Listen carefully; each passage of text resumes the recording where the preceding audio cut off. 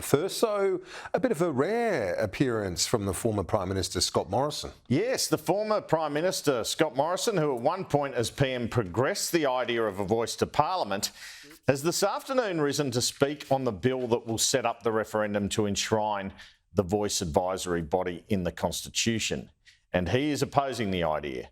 Morrison says that he supports constitutional recognition of Aboriginal people, but not enshrining the voice in the Constitution. He argues a previous body, ATSIC, which actually funded communities and was not just an advisory body like the Voice is proposed to be, had to be disbanded by a parliament. And he says this could not happen with the Voice if the referendum is successful. Once established, the Voice cannot be removed by the parliament, as proved necessary when the Aboriginal and Torres Strait Islander Commission became dysfunctional and was rightly and successfully abolished by this parliament. It is wrong to conflate the issues of the Voice with constitutional recognition and treat them as inseparable. They are entirely separable. The Labor Party made it clear from the outset it was the Voice or nothing, leaving no room for compromise. I chose not to divide the country over the issue, especially it would have no material impact on the welfare of Indigenous peoples, which was my principal concern and that of all Australians.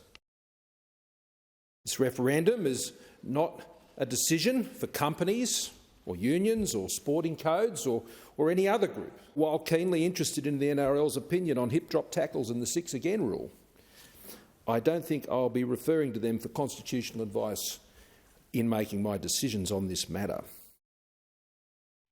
Energy Minister Chris Bowen will be joining Kieran shortly. He's had this to say on social media on Scott Morrison this afternoon. He said, "The man who secretly swore himself into multiple secret ministries is concerned about the impact of the Voice on operations of executive government."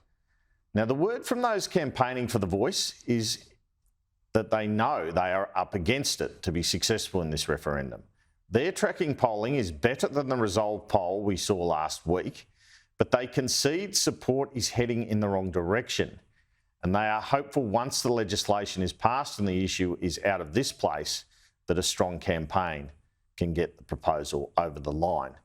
The best guess of people is that the referendum will occur on October 7 or 14, straight after footy finals, with the football codes having endorsed the Voice. The Prime Minister will consult with Aboriginal communities before announcing the referendum date in June or July. Kieran.